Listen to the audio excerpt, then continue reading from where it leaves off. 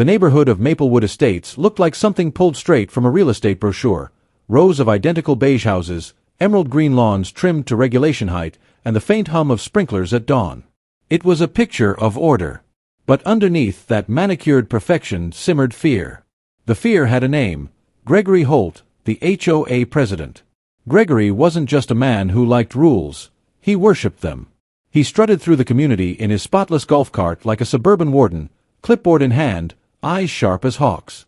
Every mailbox slightly off color, every trash bin left out an extra hour, every unapproved flower bed, he noticed. And when he noticed, a violation letter always followed, bold red ink stamped, "Immediate action required." It started small. A warning here, a fine there. At first, people laughed about it, the kind of neighborhood gossip that made for polite chuckles over backyard barbecues. But the laughter faded as Gregory's obsession grew darker. He began installing security cameras at the entrances, claiming it was for safety. Then came the drone, buzzing overhead to inspect compliance. Soon, residents whispered that Gregory was reviewing footage late into the night, documenting who left porch lights on past curfew or whose grass had grown half an inch too high. People stopped talking outside. They avoided each other's eyes, afraid even friendly conversation might be reported as a disturbance. I remember the day it turned personal. I'd repainted my front door, a deep navy blue I'd always loved. A week later, I found the letter taped to it. Color in violation of HOA Regulation 6.2.1. Fine, $250. Immediate repaint required. My stomach dropped. I checked the handbook. There was no mention of approved colors. When I called Gregory to ask about it, he answered on the second ring, voice smooth and clipped. "We're updating the policy," he said. "Consider this notice a proactive adjustment." Proactive adjustment. It was nonsense, but what could I do? I'd heard the stories: homeowners dragged into arbitration, liens placed on their properties over petty disputes. One woman had lost her house because Gregory claimed her fence violated line-of-sight rules. No one dared challenge him anymore. As weeks passed, Gregory's control tightened. He treated the HOA meetings like courtrooms, slamming the gavel for silence, barking orders at residents who dared to speak. He'd mock people openly, twisting their words to justify more fines. Once, I watched him berate Mr. Dawson, a retired schoolteacher, for having non-conforming garden decor. It was a single ceramic frog. The old man's hands trembled as Gregory held up the photo evidence like it was a criminal case. The humiliation was public, deliberate. Some called Gregory the warden. Others called him the king. But everyone agreed, ***, you didn't cross him, ***. Then came the cameras. Not just at entrances, on street corners, facing driveways, even mounted on light poles. When residents protested, Gregory claimed it was approved in a closed board session. That was his favorite phrase, *closed session. No one ever knew what went on in those meetings. The rest of the board, 5 members hand-picked by Gregory, nodded along silently. They'd long stopped questioning him. He ruled through fines, fear, and bureaucracy, wielding bylaws like weapons. The few who tried to resist found themselves drowning in paperwork or slapped with maintenance liens. One by one, voices fell silent. But power always breeds carelessness. One humid summer evening, I saw Gregory pacing outside Linda Perez's house, snapping photos of her newly planted rose bushes. She stepped outside, startled, asking what he was doing. "Violation," he snapped, "unauthorized landscaping."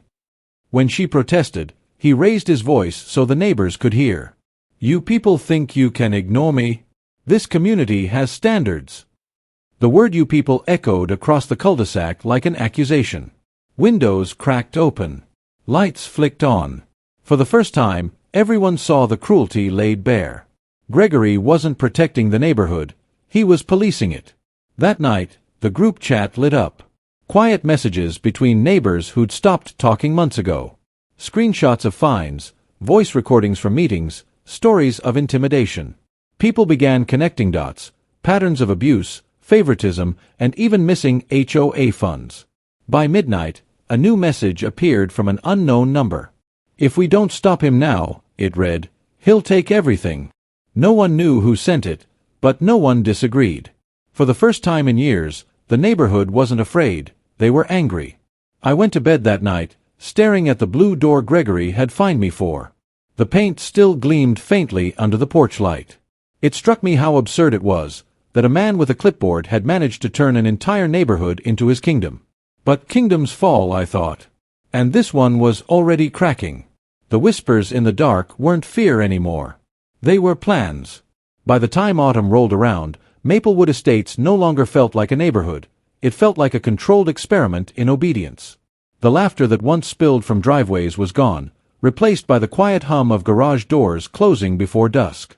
Gregory Holt had achieved the kind of order dictators dream of: spotless lawns, silent neighbors, and a steady flow of fines that padded the HOA's coffers. The only color left came from the fading Halloween decorations that Gregory hadn't yet banned. It was during this uneasy calm that the first real act of defiance began: quiet, accidental, and ultimately unstoppable. It started with the Turners, a young couple who'd just moved in and hadn't learned the unspoken rules of submission.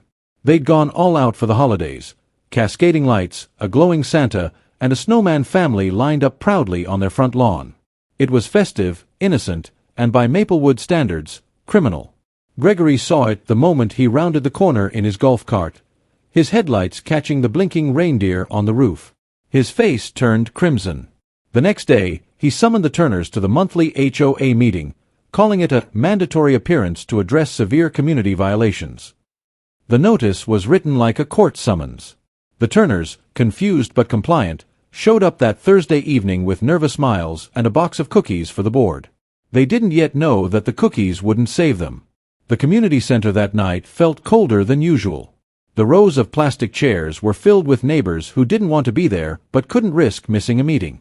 Gregory sat at the head table, gavel in hand, papers spread before him like evidence in a trial. His tone was sharp from the start. "These decorations," he said, waving a photo of the Turners' house like it was contraband, "violate Article 7.3.1, exterior displays requiring prior approval." He looked over his glasses with mock sympathy. "You didn't get approval, did you?" The room went silent. The Turners stammered. No, they hadn't known. Gregory leaned back, savoring it. "Then I'm afraid this will result in a fine and a mandatory removal within 24 hours. But this time, something shifted. Mrs. Turner, cheeks flushed, stood up. Her voice trembled, but it carried. "This is ridiculous. We just wanted to celebrate the holidays with our kids. What kind of community fines people for being festive?" A murmur rippled through the room. Gregory slammed the gavel. "Order! This is not a debate." But the crowd didn't quiet. Mr. Dawson, the old teacher Gregory had humiliated months before, cleared his throat. "Let her speak," he said softly. Gregory glared. "You are out of line." Dawson didn't sit down. Neither did Mrs. Perez, nor the Walkers, nor the family from Lot 43. For the first time in years, people didn't look away when Gregory raised his voice. The power dynamic had shifted by a fraction, but it was enough to make him panic. The shouting began, Gregory demanding control, residents demanding respect. He pounded the gavel so hard the head cracked. "This meeting is adjourned," he barked, storming out with his loyal board members trailing behind him. The room fell into stunned silence. Then, like the slow thaw after a long winter, voices returned. "He can't keep doing this," someone said. "We have rights." "There must be a way to vote him out," another whispered. In the corner, Mrs. Turner was wiping tears from her cheeks. "He made us feel like criminals for putting up lights," she said, voice breaking. And that was the moment, the precise second when fear turned into fury. That night, phones buzzed across Maplewood. A new group chat was born, small at first, then swelling with invites and screenshots. They called it the Reform Committee, though the name didn't matter. What mattered was the purpose. The messages poured in. "He fined me $200 for my mailbox." "He threatened to tow my car." "He said I'd lose my house if I didn't pay." Each story stoked the same fire. Someone, no one knows who, typed, "If we all stand together, he can't fine all of us." The chat exploded with thumbs-up reactions and furious agreement. By midnight, a plan had begun to take shape, not in the open, but in whispers and private texts. In that fragile, angry quiet, the community that Gregory had ruled through fear began to remember itself. They weren't his subjects. They were homeowners, neighbors, friends. The Turners' humiliation had awakened something collective, something unstoppable. Gregory had built his power on isolation, but now those walls were cracking. The same people he'd silenced were finding their voices again, loud, trembling, and ready for a fight. The following week, Maplewood Estates was quieter than ever, but beneath the stillness, something was alive. Neighbors who used to avoid eye contact now exchanged quick nods and subtle gestures. Garage doors opened later at night. Porch lights blinked twice in quiet acknowledgement between allies. Gregory Holt, oblivious to the silent rebellion brewing under his perfectly trimmed hedges, was busy drafting new, compliance guidelines. He believed the meeting fiasco had cowed the community back into submission. In truth, it had united them. The Turners' humiliation had become legend, a symbol of how far Gregory's arrogance had gone. And now, something far more dangerous than fear was spreading: hope. It began at Linda Perez's house, a small, tan home at the end of Alder Lane, with curtains always drawn. Linda was quiet, but she'd once worked as a paralegal, and when she joined the new group chat, she didn't just vent, she brought strategy. "If we want to end this," she typed one night, "we have to do it the right way, by the book." She attached a PDF of the HOA bylaws.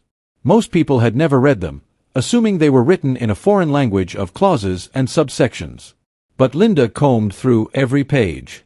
On the 47th clause, buried deep in bureaucratic jargon, she found it, **section 8.4, recall and replacement of board members. ***, a simple rule, long ignored, with a 2/3 majority vote of homeowners, the board could be dissolved and replaced in full. Legally. Permanently.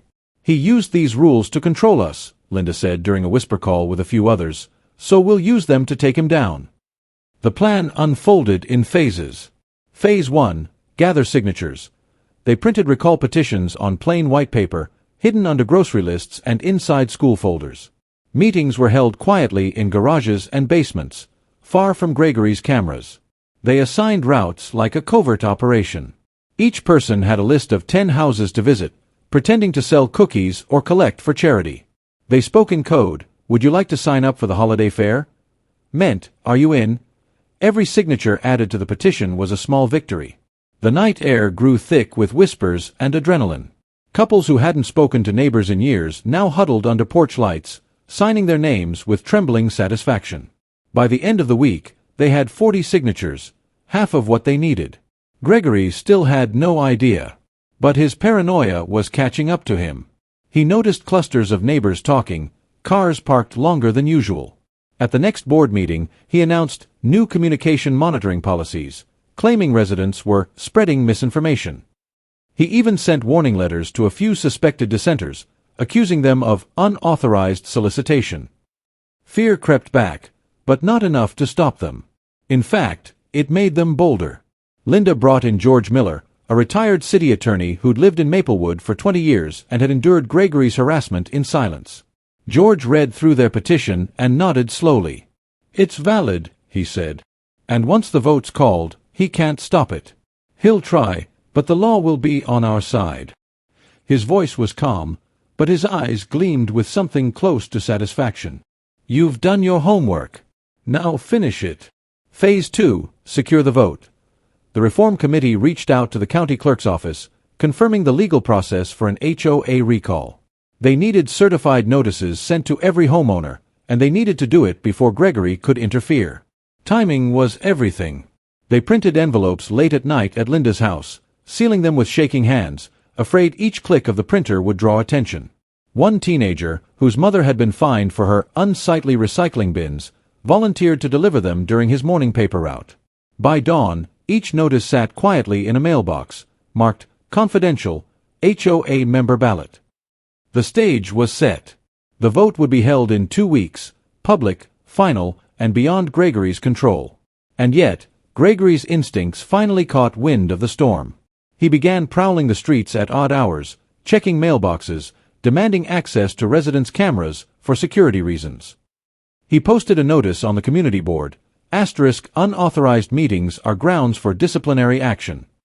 But the notice disappeared the next morning. Someone had taken it down. When he replaced it, someone else wrote over it in marker, "This isn't your kingdom." Gregory's confidence began to crack. For the first time, his golf cart patrol slowed. His once proud smirk faded.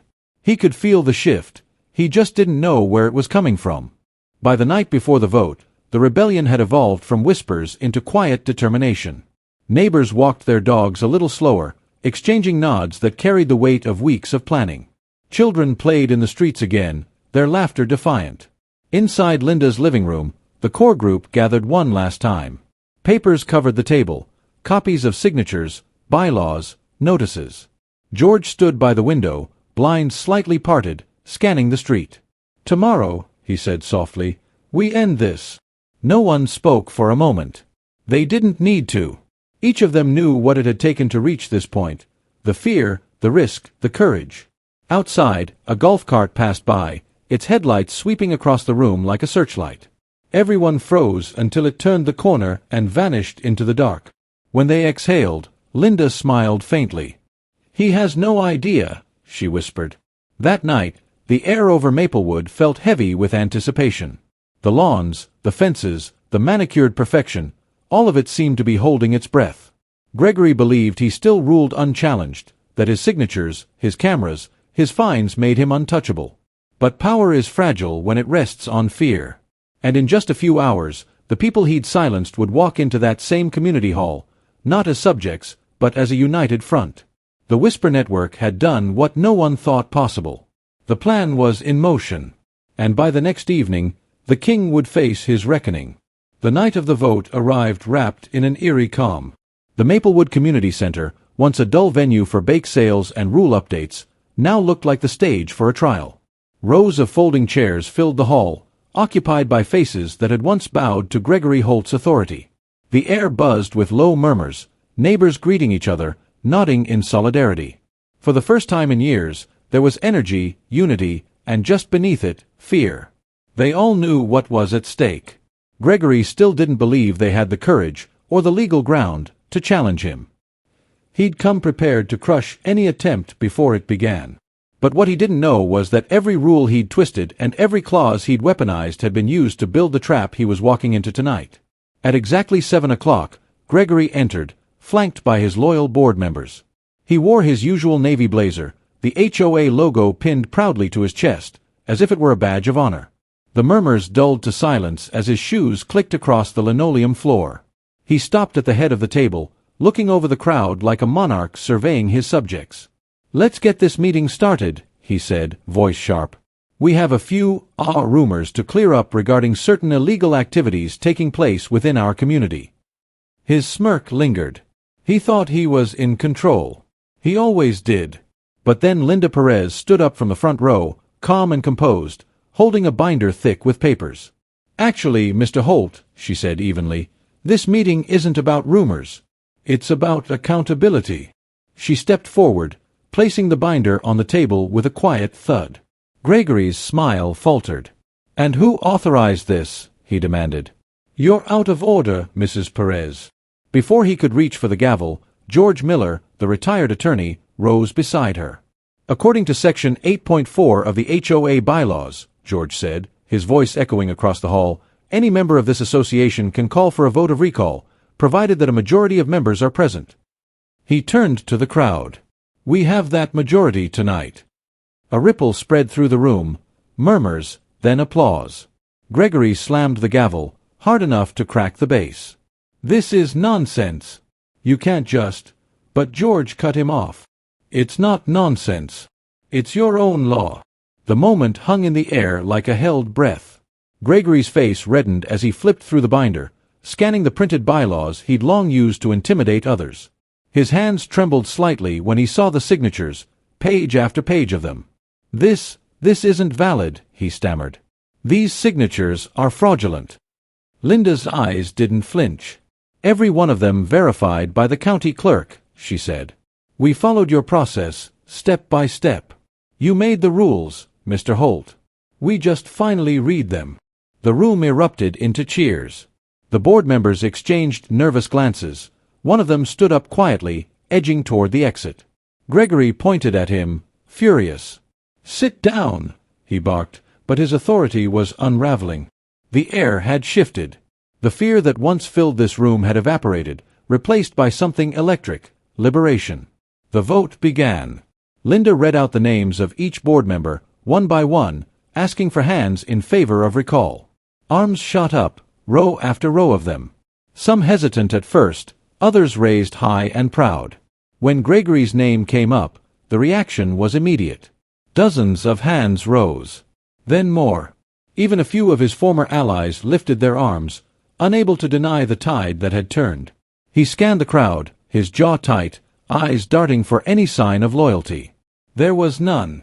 When the last count was taken, George stepped forward. "By majority vote," he said, "the current HOA board is hereby dissolved." The words echoed like thunder. Applause broke out, then cheers, shouts, laughter. People who hadn't spoken to each other in years were hugging, clapping, crying. For the first time in a long time, the community felt alive.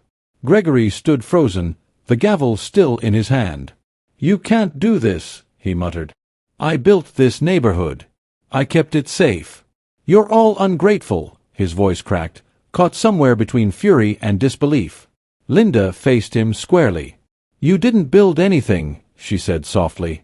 "You just made everyone afraid to live here." The words hit harder than any gavel ever could. He looked around, realizing no one was on his side anymore, not even the board members who once echoed his orders. His empire had fallen, not through violence or chaos, but through paperwork, signatures, and unity. When he finally turned and walked out, the sound of his shoes on the tile was swallowed by applause. As the doors closed behind him, the cheers grew louder. The fear that had once ruled Maplewood evaporated in an instant, replaced by laughter, by conversation, by the hum of community reborn. George called for order one last time, not to silence anyone, but to mark the beginning of something new. "This isn't the end," he said, smiling faintly.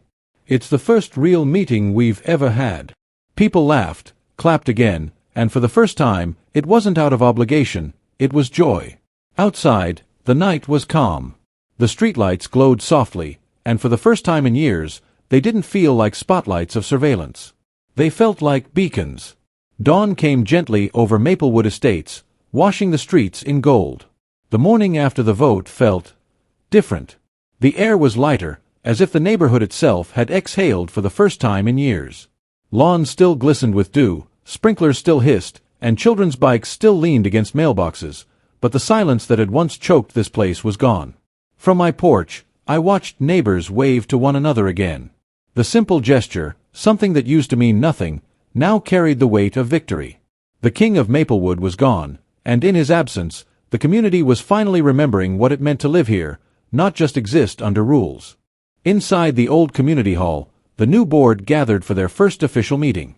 The long table that had once been Gregory Holt's throne now held a spread of pastries, coffee, and laughter. The chairs were full, not of the fearful or the loyal, but of volunteers. People who'd once avoided meetings now lined up to help repaint the playground fence, fix the lights, and audit the HOA's accounts. Linda Perez sat at the center, clipboard in hand, her tone calm but firm. "No more closed sessions," she said, smiling at the room.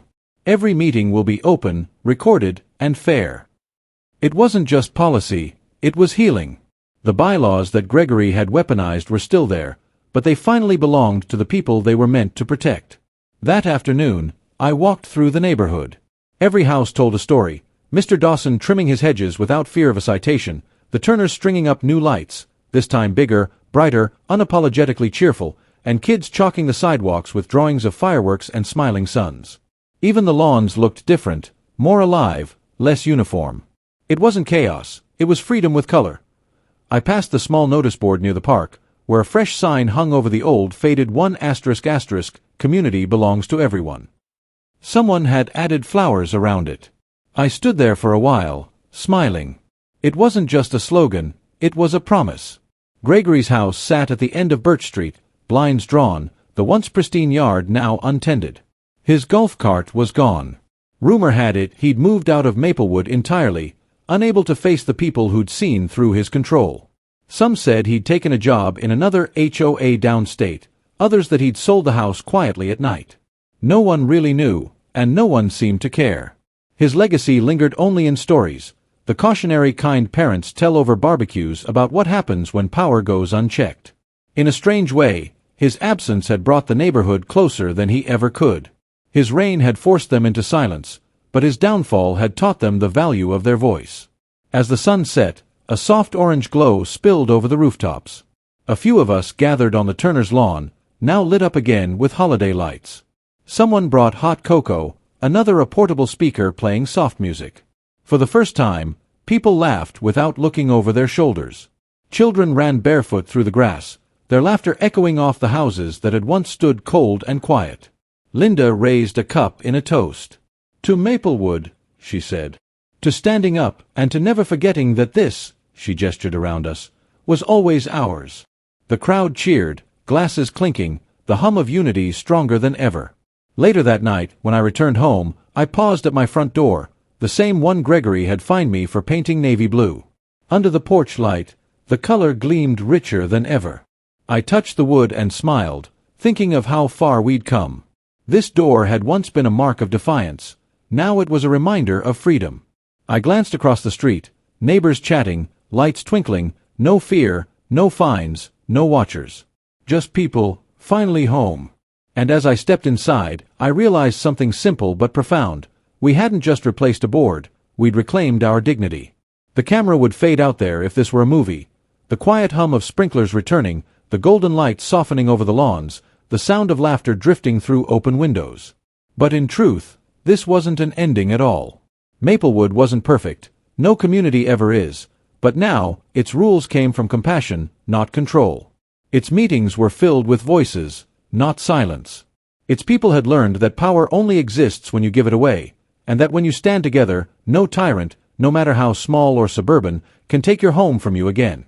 And somewhere, beyond those identical rooftops, maybe Gregory Holt still dreamed of his lost empire. But Maplewood Estates had woken up, and this time, it would stay awake.